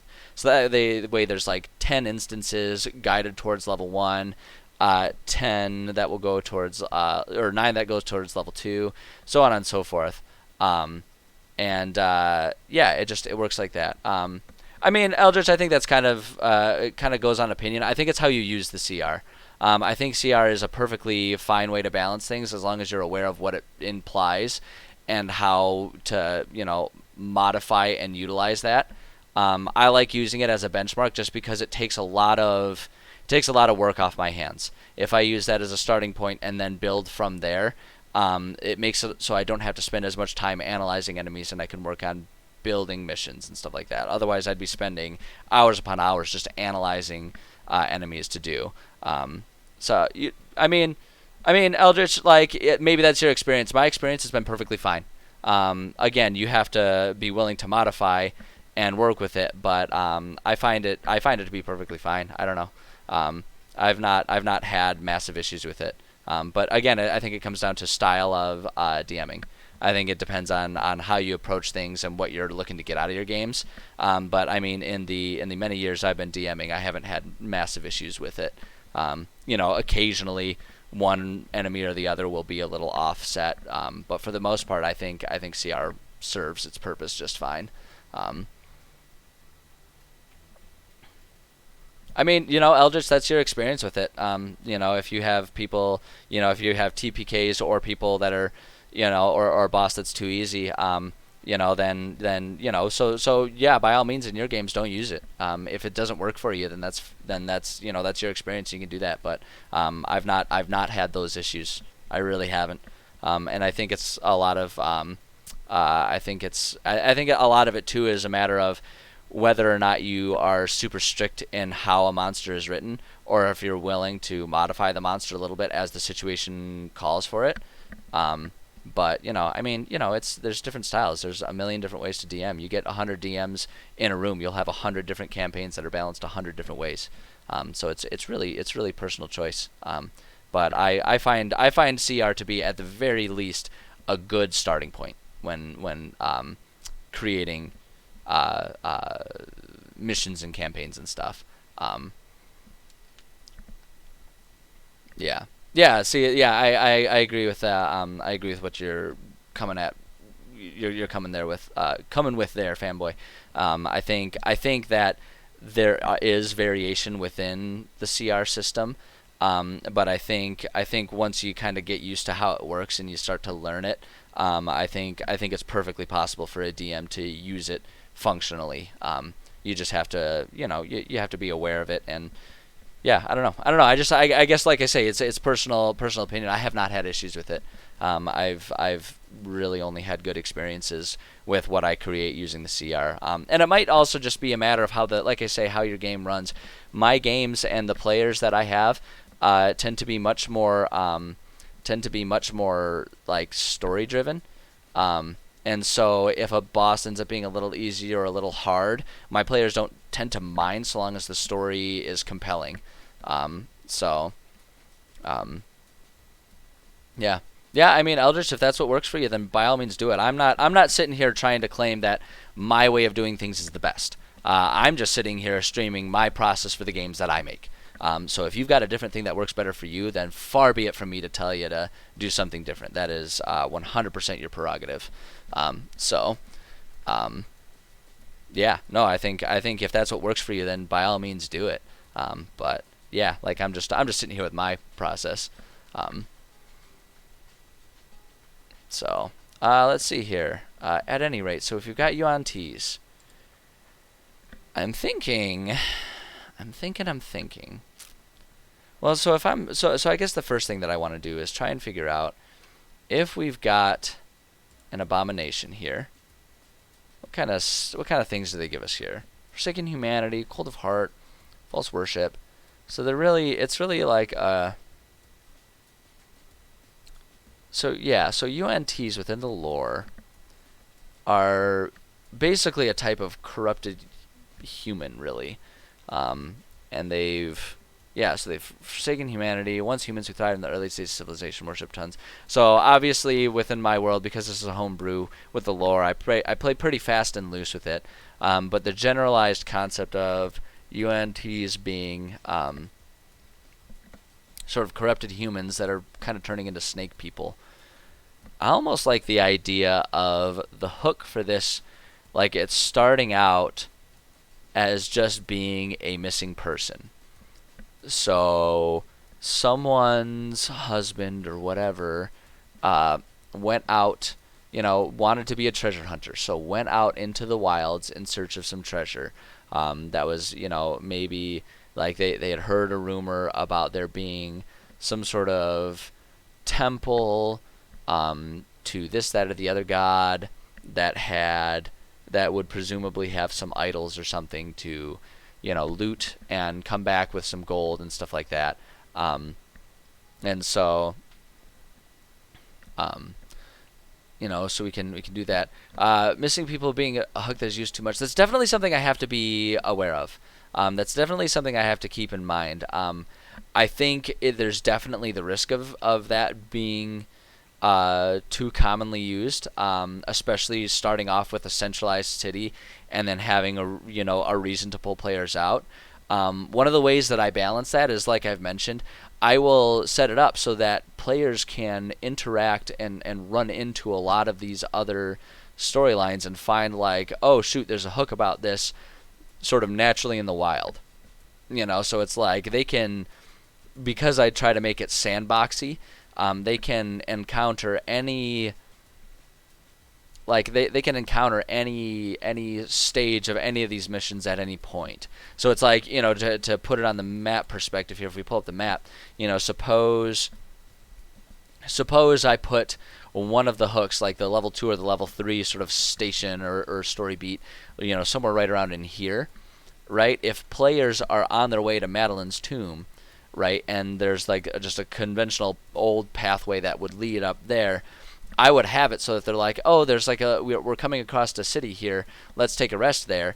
If there happen to be the Yuan Ts there, they'll encounter them, regardless of if they've had the first stage and of the thing that says missing people. And so then they can just do that, and they can sort of find clues and sort of like then follow that storyline forward and backward, right? Rather than starting at the beginning and then going through, they could start halfway through and then go back to like, oh, like what does this mean versus where does it end, right? So I do think it is definitely something that I have to be wary of, just to make sure that the campaigns don't get too bland. But like I say, I think there are ways to get around it without even having to not use missing people. The other thing that I do is with my campaigns, I take my time with them. Like I make sure that every day's worth of travel has the potential for something to happen. So what that ends up meaning is especially like one of these missions that has like more than 5 sort of checkpoints along the way, if it's got all of those, it'll take a long time of real world time, especially if you're only playing once or twice a month. And so I find that when you do that, players forget how things start, and so they don't really notice when you use the same hook over and over again. And I am not shy about using that to my advantage. I will absolutely do that. Like so for example, one of the one of the missions that my players are doing once, or that are working on right now, they got it just by like randomly, if someone kind of came up to them and was like, hey, I need you to do a job, is essentially what it did. I don't think they remember that that's how they got the mission at all. I think they're just going about it, and they just, at this point in time, as far as players go, they just know like, we got to get to this island and we got to figure out what's going on here, right? And so it's like, yeah, I think using that to my advantage is totally fair game. And I do that all the time. Let's see, what do you got for me, Eldritch?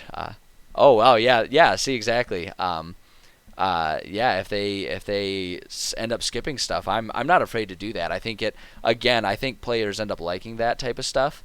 If you can skip your way through and kind of get to the end, I think players like that because it makes the world feel alive around them and not railroaded towards them. The trick is too, like I say, I will make sure that if they encounter a boss too soon, and they're not ready for it, it'll be obvious, and they'll probably need to run away if they want to survive, and again, that just sort of adds to the nature of it. So let's see here. Yeah, exactly, fanboy. If there's enough stuff happening in between hooks, players really won't notice. I've just noticed that. I've that's been my experience so far. So Eldritch, oh, you only do the start and the end, and then everything is full on improv. That's impressive, man. I can't do that. I get confused and I forget important details if I do it that way. I much prefer to have an entire region mapped out and have it sort of like be players can just sort of interact with it, but everything is sort of pre-planned out. So kudos to you for being able to keep track of all of that. I wouldn't be able to keep track of all that. I'd forget about who different main characters and side characters are and stuff like that. If I didn't have pre-created notes for that, it wouldn't go well. It would not go well for me. So yeah, props to you for handling that. But yeah, so for this one, I think so. Let's see here. Let's see here. We'll say a man. Let's see. We'll just say a man, and we'll come up with more details. We'll say a man with dreams of being a rich and famous treasure hunter sets out on a quest to ransack an ancient temple that, wow, if only I could spell ancient. I'm not even going to try, just ancient. An ancient temple that he believes is full of treasure ripe for the taking. Here we go. Instead, he awakens a long dormant, we'll say like a commune of cursed humans who have sold their souls for the promise of power. In a turn that the adventurer never would have predicted, he is captured and his soul is offered to the ancient god as a sacrifice in exchange for a new warrior, if only I could spell warrior champion that will lead this commune on a fresh attempt to gain power over the world. We'll do that, yeah. So it's like, he goes into the temple, and he awakens the UNTs that were like there dormant, like in a dormant state or something like that, some sort of magically induced dormancy. And so that can explain why we have a whole bunch of UNTs that are pretty much the exclusive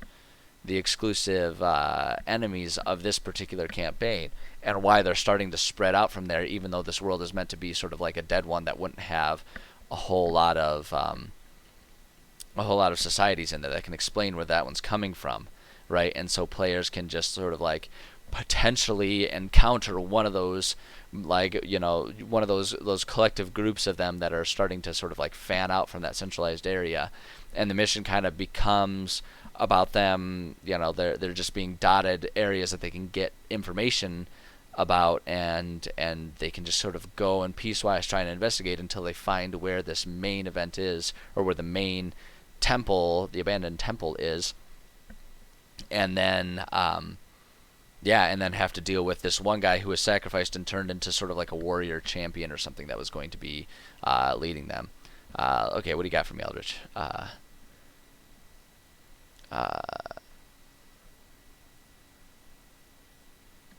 So okay, Eldritch. So you just take advantage of the ape brain nature of humans to feel like they have choice. No, that's fair. I utilize dice rolls all the time to simulate a little extra choice where there might be a bit more of a railroad. And you just make it up as you go. Hey, like I say, if that's what you can do, then more power to you. Let's see, what else you got here? PC Demon Lord, Party Fought because he attacked the entire plane. So he wanted to fight some powerful heroes because he was bored. Yeah, sure, why not? Why not? I take from other media all the time. I love doing that. Like, there's a lot of really cool ideas that exist out there, and you can take from that. Let's see here. Huh, interesting. All right, well, hey, yeah, that's not a bad idea. You know, using the Demon Lord and sort of giving him his own motivations. I definitely am always trying to give my enemies sort of their own motivations, for you know, so that it just makes them feel more realistic if they have their own motivations that they're after. Although I have never successfully made a villain so sympathetic that my players ended up siding with the villain. I have tried on multiple times to make a villain that is like sympathetic and understood, and like you can give them, you know, enough personality and enough like reasonable motivations. Like I always try to do that so that at least make players feel kind of conflicted about the situation. No, I have never successfully done that. My players have always just been like, no, fuck you, we're going to kill your ass and then we're going to dance on your grave. Like, it doesn't matter what I do.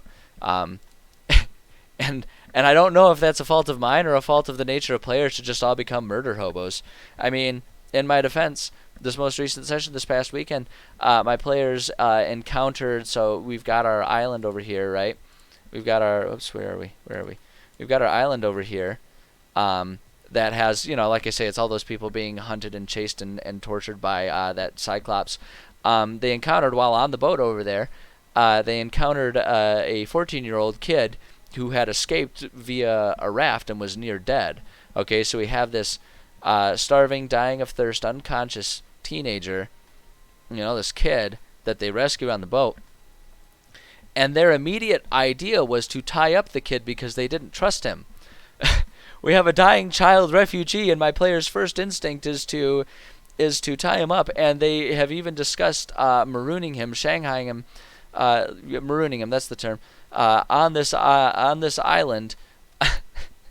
And like, it was, I don't know if I can invent a more sympathetic character. A kid escaping an island where he's being actively hunted day after day and almost dying at sea just to be rescued, and they hate him. And I don't know what else I could do. So sometimes I think players just sort of get a little wrapped up in the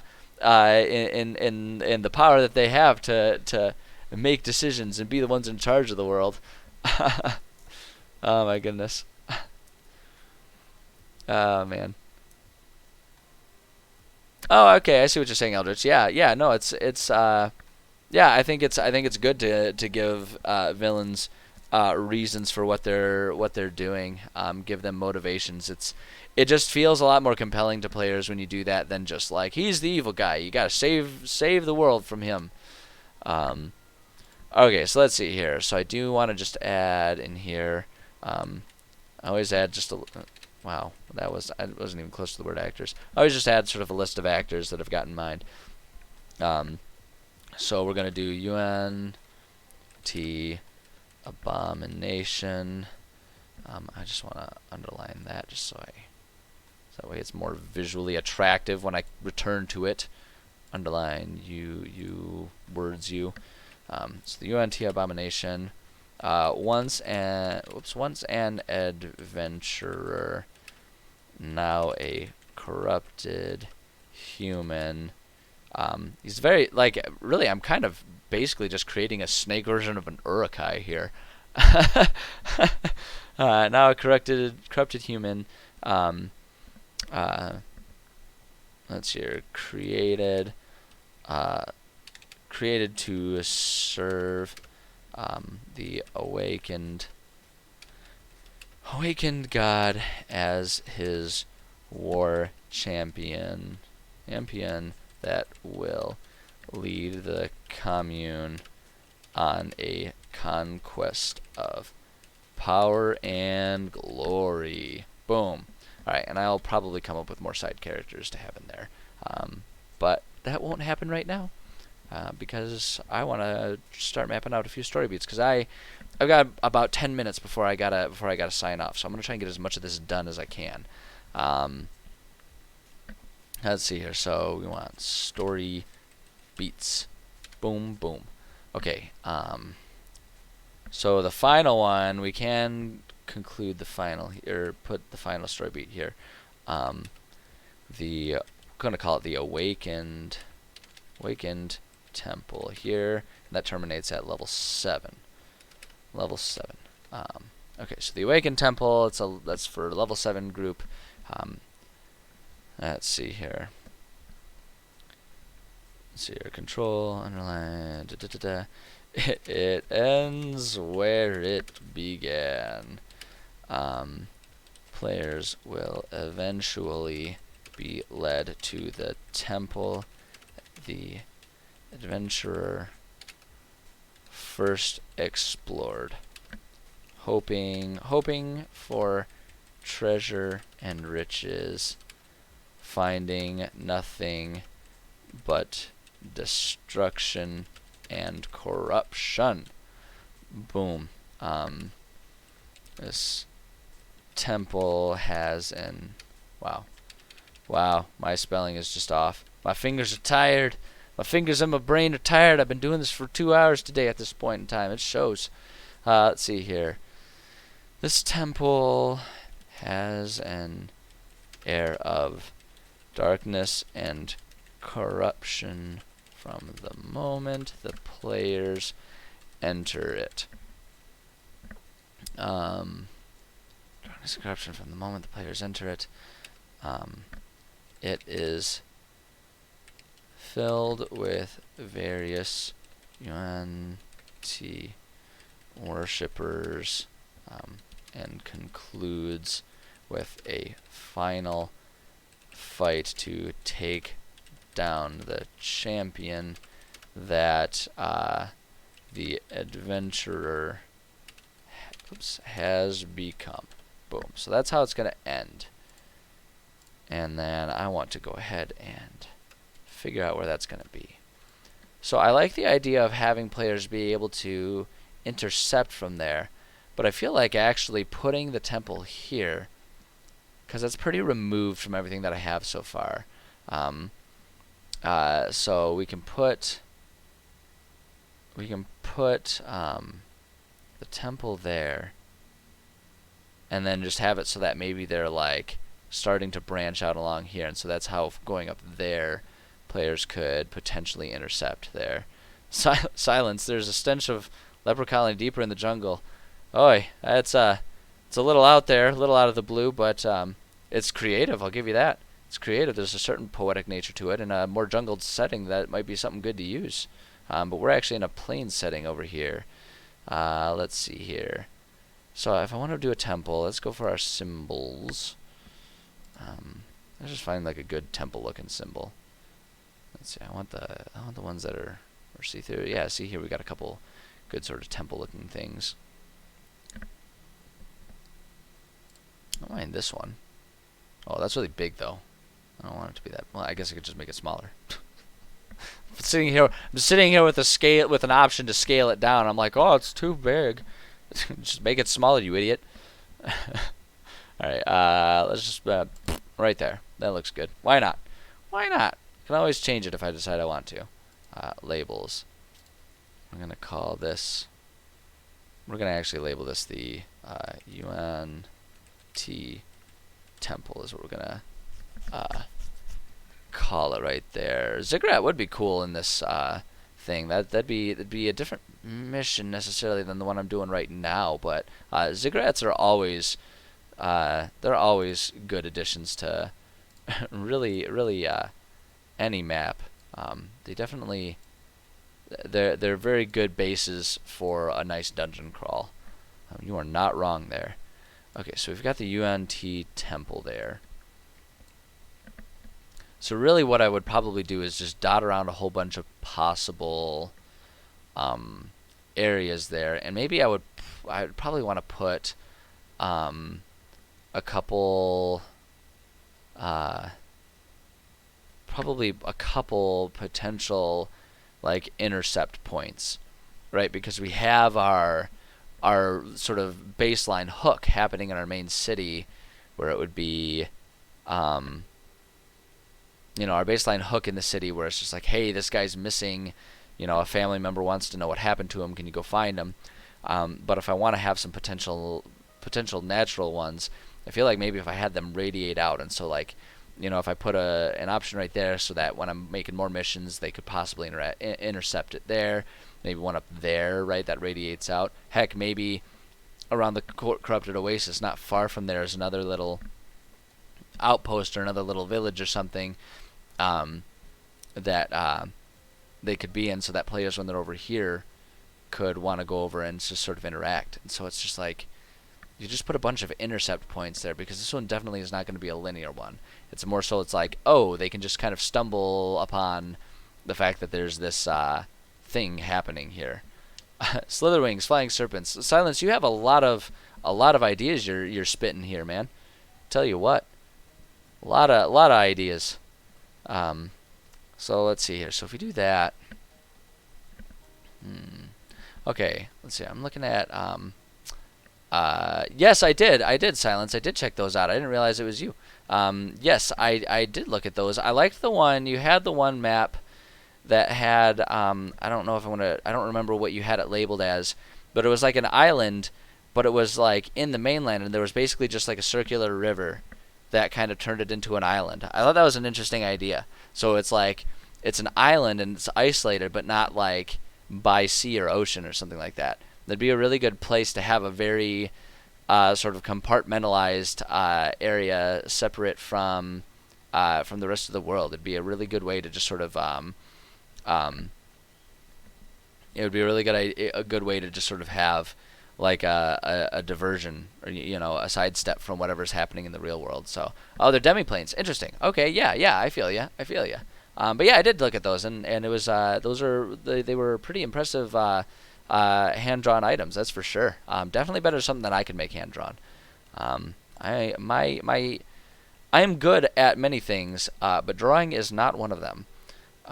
So let's see here. So what I'm going to do, just because I'm looking at the time, and I got to be signing off here pretty quick, all I'm going to do, I'm just going to put a little note here. Most locations for this mission are not linear, but rather different. What do I want to call these? Different encampments of UNT that have started to branch out from the temple itself. Players, let's see here. They should all be near enough.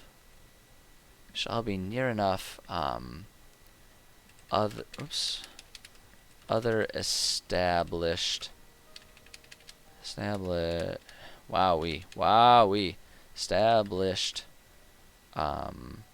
locations, so players have opportunities to stumble upon this hook without, or let's see, or stumble upon this mission organically without the official hook. So I'm just going to put that there so I can remind myself, once we start up next time, sort of what I was working on and where I wanted to go with it. But yeah, that's good. I like what I like what I've been able to accomplish here today so far. Not so far. I mean, I'm calling it a day here. But yeah, I'm glad with what I accomplished. I think there's some good stuff, and we had some interesting discussions about a lot of different ideas too. So I'd say good session. But this map is coming along nicely. The one thing that I think this map needs, and maybe I'll try and keep that in mind for next time and make it a goal. I feel like this map needs a few more natural locations. I feel like I'm plopping down a whole lot of sort of like ruins and stuff like that, ancient temples and ancient ruins and stuff like that. But I feel like it's getting kind of heavy with those.